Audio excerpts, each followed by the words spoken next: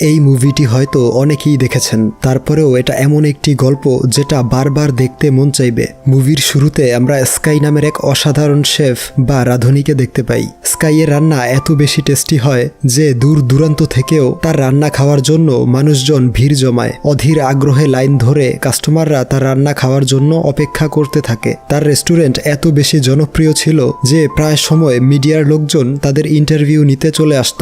Sky মূলত পুরনো দিনের রন্ধন প্রণালী ব্যবহার করে থাকে, যা তার খাবারকে আরও সুস্বাদু করে তোলে। তার কাটিং স্কিল এবং রান্নার কৌশল দেখে সবাই অবাক হয়ে যেত। তবে এত ভালো শেফ হওয়ার পেছনে তার একটি হৃদয় বিদারক অতীত রয়েছে, যা আমাদেরকে ফ্ল্যাশব্যাকের মাধ্যমে দেখানো হয়। সে ছোটবেলা থেকেই রান্নায় আগ্রহী ছিল, আর তার বাবা ছিল খুবই ভালো একজন রাঁধুনি। স্কাইয়ের বয়স যখন মাত্র 10 বছর, তখন থেকেই তার বাবা মিস্টার কো তাকে অনেক বকাঝকা করত। বলতো, তুমি এত বড় হয়ে গিয়েছো কিন্তু এখনো নুডলস রান্না করতে পারো না, তুমি কখনো শেফ হতে পারবে না। এক রাতে মিস্টার কো স্কাইকে রেখে চলে যায় তার কুকিং ক্যারিয়ার তৈরি করার জন্য। স্কাই তার বাবার জন্য অনেক দিন যাবৎ অপেক্ষা করলেও তার বাবা কখনোই তাকে নিতে আসেনি। এই জন্য স্কাই সে সময় ভীষণ কষ্ট পেয়েছিল এবং প্রতিজ্ঞাবদ্ধ হয়েছিল একদিন সবচেয়ে সেরা রাঁধুনি হবে। তবে স্কাইয়ের বাবা মিস্টার কো বর্তমানে চায়নার একজন অনেক বড় মাস্টার শেফ। প্রচুর নাম ডাক এবং সম্মান রয়েছে তাকে চায়নার গড অফ কুকিং নামেও ডাকা হয়। কিন্তু এত বছর হয়ে গেলেও স্কাইয়ের বাবা কাউকে বলেনি যে তার একটি ছেলে সন্তান রয়েছে। মূলত এই কারণেই স্কাই তার বাবাকে ঘৃণা করে। মিডিয়ার লোকজন তার রান্নার প্রতিবেদন তৈরি করার পর যখন খাবার টেস্ট করে দেখতে চায়, তখন স্কাই তাদেরকে বলে, আমার কাছে সব কাস্টমারই এক, তাই খাবার খেতে হলে আপনাদেরকে লাইনে দাঁড়াতে হবে। এরপর একজন প্রভাবশালী লোক লাইন ভেঙে রেস্টুরেন্টে ঢুকে পড়ে। স্কাই তাকে বলে লাইনে দাঁড়াতে। এই শুনে সে রেগে গিয়ে বলে, সংস্কারের জন্য কয়েক মাসের মধ্যেই তোমাদের এই বিল্ডিংটা ভেঙে ফেলা হবে, তখন তোমাদেরকে এখান থেকে তাড়িয়ে দিব। এই শুনে স্কাই তাকে রেস্টুরেন্ট থেকে বের করে দেয়। অপরদিকে দেখানো হয় পল নামের একজন ফেমাস হ্যান্ডসাম রাঁধুনিকে। পল শুধুমাত্র নামি দামি এবং রয়্যাল ফ্যামিলির জন্যই রান্না করে থাকে। পলের একটি গার্লফ্রেন্ডও রয়েছে যার নাম মায়ো। সে হচ্ছে পলের অ্যাসিস্ট্যান্ট রাঁধুনি। পলের রান্না করা খাবার খেয়ে ফ্রান্সের রয়্যাল ফ্যামিলির লোকজন খুব ইমপ্রেসড হয়। এরপর পলকে ফ্রান্সের একটি বড় কোম্পানি তাদের চিফ শেফ হিসেবে নিয়োগ দিতে চাইলে পল সেই অফার রিজেক্ট করে দেয়, কারণ পল তার বাবার স্বপ্ন পূরণ করতে চায়নায় নিজ উদ্যোগে একটি রেস্টুরেন্ট খুলবে। এরপর দেখানো হয় পল চায়নায় ফিরে এসেছে। সে একটি মাছের বাজারে যায়। সেখানে এক দোকানে গিয়ে সবথেকে বড় মাছটি তাকে দিতে বলে, কিন্তু দোকানদার জানায় তার কাছে বড় মাছ নেই। কিছুক্ষণ পর স্কাই সেই দোকানে আসলে দোকানদার স্কাইকে বড় একটি মাছ বের করে দেয়। এই দেখে পল প্রচণ্ড রেগে যায়। আসলে স্কাই ছিল সেই দোকানের রেগুলার কাস্টমার, এই জন্যে দোকানদার পলকে মিথ্যা বলেছিল। যখন দোকানদার মাছটি স্কাইকে দিয়ে দেয়, তখন পল তাকে বাধা দেয়। এই দেখে দোকানদার মাছটি মাঝ বরাবর অর্ধেক করে দুজনকে দিয়ে দেয়। এরপর দেখানো হয় অনেক বড় করে পলের রেস্টুরেন্টের ওপেনিং হচ্ছে। কাস্টমাররা আকর্ষিত হয়ে পলের রেস্টুরেন্টের ভিতরে ঢুকছে। রেস্টুরেন্টের ভিতর অনেক পরিপাটি এবং দামি দামি সব আসবাবপত্র দিয়ে সজ্জিত করা। কিন্তু প্রবলেম হচ্ছে পলের রেস্টুরেন্টের ঠিক অপর পাশেই স্কাইয়ের রেস্টুরেন্ট ছিল। কাস্টমার কমে যেতে দেখলে স্কাইয়ের বন্ধুরা ঘোষণা করে দেয় আজ তাদের রেস্টুরেন্টে সব খাবারে 50% ডিসকাউন্ট দেওয়া হচ্ছে। অফারটি পেয়ে সব কাস্টমার স্কাইয়ের রেস্টুরেন্টের দিকে ঝুঁকে। বিষয়টি পলের পছন্দ হয় না। পলের লোকজন এবং স্কাইদের মধ্যে ঝগড়া শুরু হয়। এরপর পল এবং স্কাই যখন মুখোমুখি হয়, তখন আশেপাশের মানুষজন বলে ওঠে দুজনের মধ্যে একটি কুকিং কম্পিটিশন করা হোক। প্রথমে দুজন রাজি না হলেও সকলের জোরাজুরি এবং পুরনো ক্ষোভ থেকে কম্পিটিশন করতে রাজি হয়ে যায়। রাস্তার মধ্যেই তাদের ফিশ কাটিং প্রতিযোগিতা শুরু হয়। প্রথমে পল তার কুল মুভস দেখাতে শুরু করে। খুব নিখুঁতভাবে একটি একটি করে মাছের কাঁটা বের করে নেয়। কাঁটা বের করে মাছটি স্কাইয়ের দিকে ছুঁড়ে দেয়। স্কাইও একদম পারফেক্ট সাইজে সুন্দর করে মাছটিকে টুকরো করে। খুব দ্রুত এবং ইউনিক স্টাইলে মাছ থেকে স্কিন আলাদা করে দেখিয়ে দেয়। দুজনের এমন ট্যালেন্ট দেখে সবাই মুগ্ধ হয়ে হাততালি দিতে থাকে। পলের রেস্টুরেন্টের প্রধান অতিথি তাদেরকে বলে, তোমরা চাইলে ইন্টারন্যাশনাল কুকিং কম্পিটিশনে অংশগ্রহণ করতে পারো। এই বলে তাদের দুজনকে হাত মেলাতে বলে। এরপর দেখানো হয় পল একটি ইন্টারভিউতে বলছে, চায়নার লোকেরা এখন সেই আদিম যুগে বাস করছে। আধুনিক রান্নার কোনো শিক্ষা নেই এদের মাঝে, তাই আমি ফ্রান্স থেকে এসেছি তাদেরকে আধুনিক রান্না শিক্ষা দেওয়ার জন্য। অপরদিকে স্কাই তার রেস্টুরেন্টে বসে ইন্টারভিউটি দেখে। পলের কথা শুনে সে প্রচণ্ড রেগে যায়, কারণ পল কথাগুলো স্কাইকে উদ্দেশ্য করে বলেছিল। এর পরদিন সকালে স্কাই বাজারে গিয়ে দেখে পল তার আগেই সেখান থেকে সব মাছ দ্বিগুণ দামে কিনে নিয়েছে। এতে স্কাই আরও রেগে যায়। এরপর দেখানো হয় স্কাই এবং পলকে কুকিং কম্পিটিশনের জন্য সিলেক্ট করা হয়েছে। তাদের দুজনের মধ্যে যে জয়ী হবে তাকে ইন্টারন্যাশনাল কুকিং কম্পিটিশনে পাঠানো হবে, আর সেখানে ফাইনাল রাউন্ডে মিস্টার কোয়ের সাথে লড়াই করতে হবে। স্কাই যখন জানতে পারে ফাইনালে তার বাবার বিপক্ষে প্রতিযোগিতা করতে হবে, তখন তার মুখ কালচে হয়ে যায়, কারণ এখনও স্কাই তার বাবাকে মন থেকে প্রচণ্ড ঘৃণা করে। স্কাইয়ের বন্ধুরা সবাই খুশিতে আনন্দ উল্লাস করতে থাকে, কিন্তু তারা এটা জানতো না যে মিস্টার কো হচ্ছে স্কাইয়ের বাবা। অপরদিকে দেখানো হয় একটি ইন্টারভিউতে মিস্টার কোয়ের কাছে স্কাইয়ের সম্পর্কে জিজ্ঞেস করা হচ্ছে, কারণ তাদের দুজনের সারনেম এক ছিল এবং তাদের চেহারারও মিল রয়েছে। এই প্রশ্ন শুনে মিস্টার কো অনেক রেগে যায় আর বলে, আমার কোনো ছেলে নেই। তার পরদিন পলের গার্লফ্রেন্ড এসে স্কাইকে তাদের রেস্টুরেন্টে ডিনার করার জন্য ইনভাইট করে। স্কাই ইনভাইটেশন অ্যাকসেপ্ট করে এবং তার বান্ধবীকে নিয়ে পলের রেস্টুরেন্টে খাবার খেতে চলে আসে, কিন্তু এখানে পলের বদলে মায়ও তাদের খাবার পরিবেশন করছিল। স্কাইকে সে দুটো ডিশ খেতে দেয়, একটি ছিল ডিমের এবং অন্যটি গাছ এবং মাশরুমের মতন দেখতে কোনো একটি খাবার। ডিমটা ছিল খুবই টেস্টি এবং গাছের মতো দেখতে খাবারটি ছিল খুবই অত্যাধুনিক একটি ডিশ, যার মধ্যে পানি দিলে খাবারটি উপরের দিকে উঠে আসে। মায়ও তাদেরকে বলে, তোমরা হয়তো এই ধরনের খাবার আগে কখনো দেখোনি, এটি হচ্ছে পলের স্পেশাল একটি ডিশ, যার জন্য সে পুরস্কার পেয়েছিল। এসব শুনে স্কাই কিচেনে গিয়ে পলের ওপর রাগ দেখাতে থাকে আর বলে, তুমি কি এটা প্রমাণ করতে চাইছো যে তুমি আমার থেকে ভালো শেফ? এর উত্তরে পল কিছু না বলে স্কাইকে একটি ডিশ রান্না করে খাওয়াতে বলে। স্কাই রাজি হয়ে যায় এবং পলের কিচেনের মধ্যেই একটি ডিশ ট্র্যাডিশনাল ওয়েতে তৈরি করে, কিন্তু পল সেই সেম ডিশ স্কাইয়ের থেকেও অনেক কম সময়ে আধুনিকভাবে তৈরি করে স্কাইয়ের সামনে তুলে ধরে। স্কাই পলের রান্না করা ডিশটির গ্রান নিয়েই বুঝতে পারে পল অনেক ভালো রান্না করেছে। সে কিছু না বলেই চলে যায়। সে যাওয়ার পর পল স্কাইয়ের ডিশ টেস্ট করে মুগ্ধ হয়ে যায়। স্কাই তার রেস্টুরেন্টে ফিরে মন খারাপ করে বসেছিল এবং তার বাবার বলে যাওয়া শেষ কথাগুলো মনে করছিল, যখন তার বাবা বলেছিল, তোমার মধ্যে শেফ হওয়ার কোনো যোগ্যতাই নেই। অপরদিকে স্কাইয়ের বাবা তার বন্ধু মিস্টার হংয়ের সাথে দেখা করে। মিস্টার হংয়ের কাছেই সে স্কাইকে ছোটবেলায় রেখে গিয়েছিল। মিস্টার হং একজন রাঁধুনি যে স্কাইকে বড় করে তুলেছে এবং রান্না করা শিখিয়েছে। স্কাইয়ের বাবা বলে সে স্কাইকে দেখতে চায়, তাই সে তাকে ফোন করে আসতে বলে। স্কাই সেখানে এসে তার বাবাকে দেখতে পায়। এত বছর পর সরাসরি তার বাবাকে দেখতে পেয়ে স্কাই শকড হয়ে যায়। মিস্টার কো স্কাইয়ের খোঁজ খবর নিতে শুরু করে, কিন্তু স্কাই তাকে থামিয়ে দিয়ে বলে, আমি আপনার ছেলে নই, ইন্টারভিউতে এমনটাই বলেছিলেন তাই না? মিস্টার কো স্কাইকে বলে, আমাকে দেখো, আমি একজন সফল ব্যক্তি, আমি দুবার বিশ্বসেরা রাঁধুনির পুরস্কার পেয়েছি, কিন্তু তুমি হলে একটি পুরাতন গলির সামান্য একজন রাঁধুনি, এর বেশি কিছু নও, তাই আগে নিজেকে প্রমাণ করো। এই শুনে স্কাই রেগে গিয়ে বলে, আমি নিজেকে প্রমাণ করব। সফল হতে হলে নিষ্ঠুর হতে হয় না, সফল হয়ে গেলে অহংকারী হতে হয় না, এবং সেই পুরাতন গলির সামান্য একজন রাঁধুনি হবে বিশ্বসেরা। এই বলে সে চলে যায়। এরপর সেই কুকিং কম্পিটিশন শুরু হয়। বিচারকরা উপস্থিত হয়েছে সব থেকে ভালো শেফকে বেছে নেওয়ার জন্য। এখানে আমরা স্কাইয়ের বন্ধুদেরকেও দেখতে পাই, যারা স্কাইয়ের জন্য চিয়ার আপ করছিল। প্রথমে আমরা স্কাইকে রান্না করতে দেখি। স্কাই একটি চিকেনের চামড়া না কেটেই মাংস আলাদা করার টেকনিক দেখায়, যেটা দেখে সব অডিয়েন্স এবং বিচারকরা অবাক হয়ে যায়। এরপর সে নিজস্ব স্টাইলে রান্না করতে থাকে। অপরদিকে পল আধুনিক স্টাইলে রান্না করছিল এবং পল খুবই অল্প সময়ে একটি সুইট ডিশ তৈরি করে ফেলে। নির্দিষ্ট সময়ের আগেই রান্না কমপ্লিট করে তার ডিশ বিচারকদের সামনে প্রেজেন্ট করে। অন্যদিকে স্কাই তার পুরনো স্টাইলে রান্না করছিল, বিধায় তার প্রতিযোগিতার সম্পূর্ণ সময় প্রয়োজন পড়ে।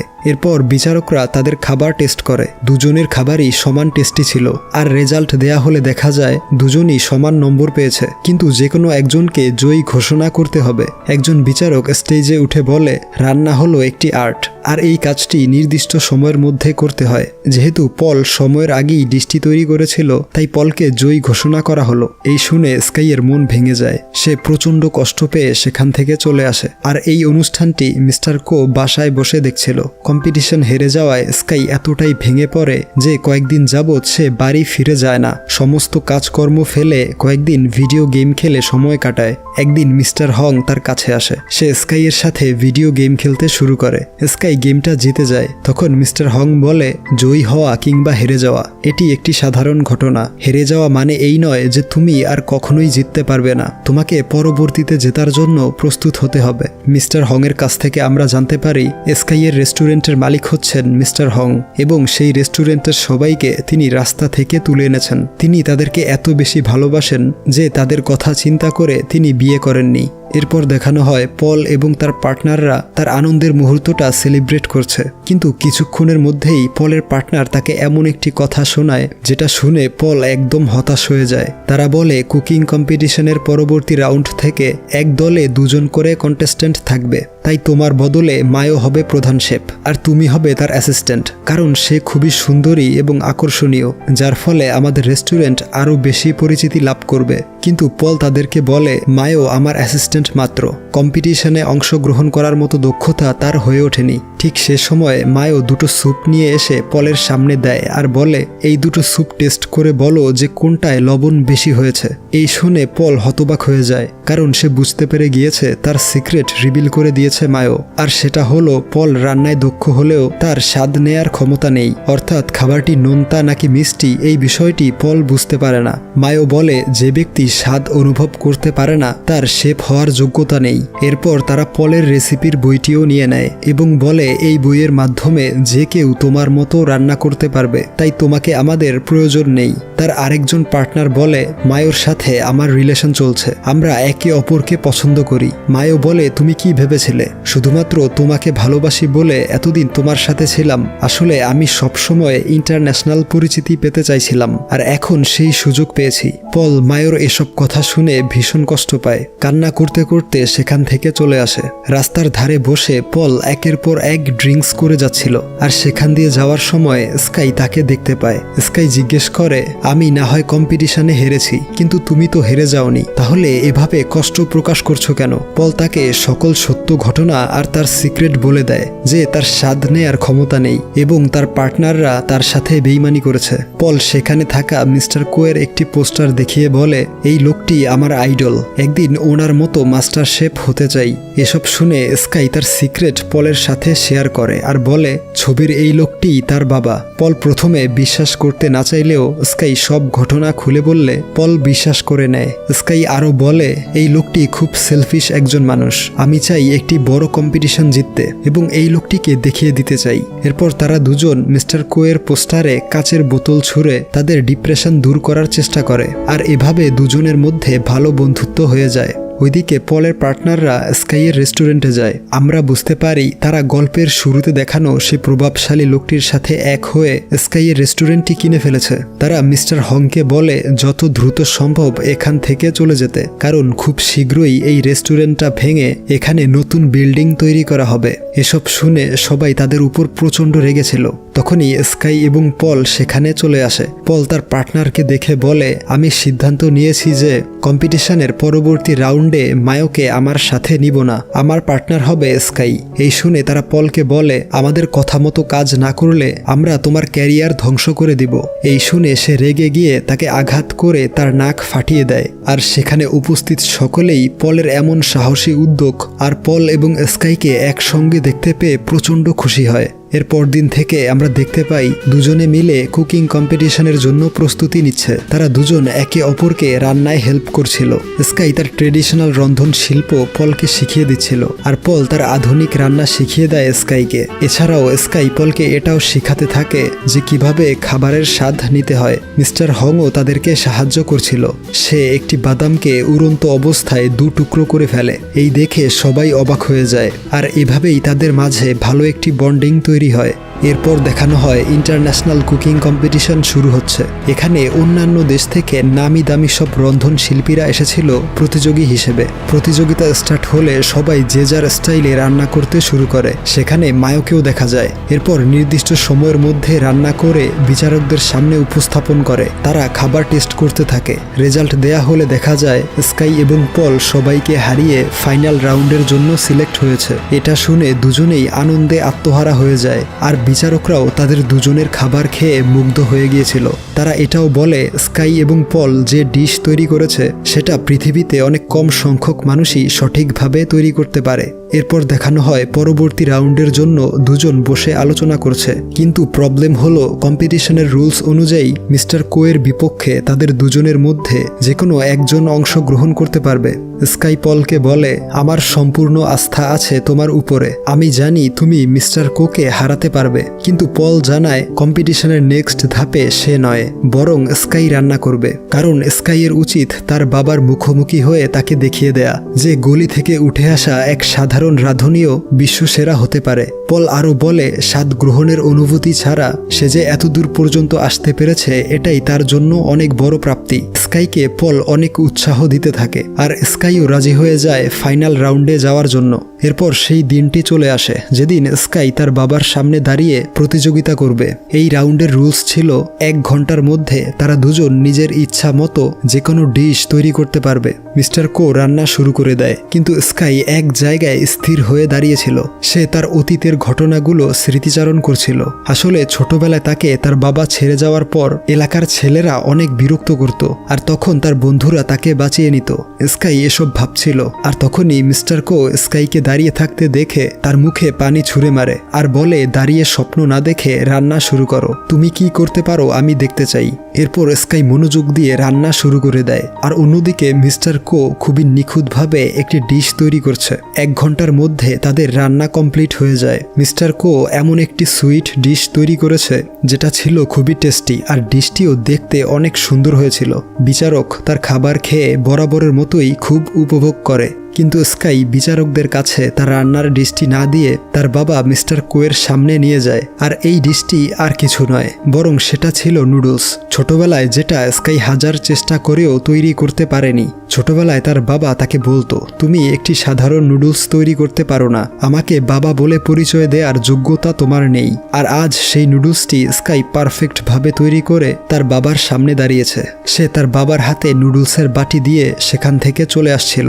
তার তৈরি নুডলস খেয়ে তার বাবা মুগ্ধ হয়ে যায় এবং তাকে ডেকে বলে, এত ভালো নুডলস আমি কখনোই খাইনি। এই শুনে স্কাই মুচকি হাসি দিয়ে চলে যায়। অর্থাৎ স্কাই এই কম্পিটিশন জিততে আসেনি, সে এসেছে শুধুমাত্র তার বাবার কাছে নিজেকে প্রমাণ করতে যে সেই গলির ছোট্ট রাঁধুনিটাও বিশ্বমানের খাবার তৈরি করতে পারে। স্কাই চলে যাওয়ার পর মিস্টার কো পাগলের মতো ইমোশনাল হয়ে নুডলস খেতে থাকে এবং সে উপলব্ধি করে ছোটবেলায় স্কাই তাকে কত বেশি মিস করেছে এবং কতটা ডেডিকেশন থাকলে রান্না করতে না পারা ছেলেটি এত ভালো রাঁধুনি হতে পারে। মিস্টার কোয়ের এমন ইমোশন দেখে বিচারক সহ সকলেই বুঝতে পারে স্কাই হলো তার একমাত্র সন্তান। সব শেষে দেখানো হয় স্কাইয়ের রেস্টুরেন্টে ঠিক আগের মতোই মানুষজন ভিড় জমাচ্ছে। স্কাই আর তার বন্ধুরা সবাইকে খাবার সার্ভ করছে, আর এই রেস্টুরেন্টে এখন পলও যুক্ত হয়েছে। এরপর মিস্টার হং উঠে দাঁড়িয়ে সবার উদ্দেশ্যে বলে, আমাদের এই হোটেলটির 30 বছর পূর্ণ হয়েছে। সবার আস্থা এবং বিশ্বাসের সাথে আমরা 30 বছর অতিক্রম করেছি। সব সময় আমাদের লক্ষ্য একটাই ছিল যে আপনাদের কম মূল্যে সুস্বাদু খাবার খাওয়ানো। আর সরকার এই বিল্ডিংটা ভাঙার অনুমতি দেয়নি এবং আমরা তাদের কাছ থেকে এই জায়গাটা কিনে নিয়েছি। তাই ভবিষ্যতেও এমন খাবার আপনাদের উপহার দিয়ে যাব। তার কথা শুনে সবাই খুব খুশি হয়, আর এখানেই এই অসাধারণ মুভিটির সমাপ্তি হয়।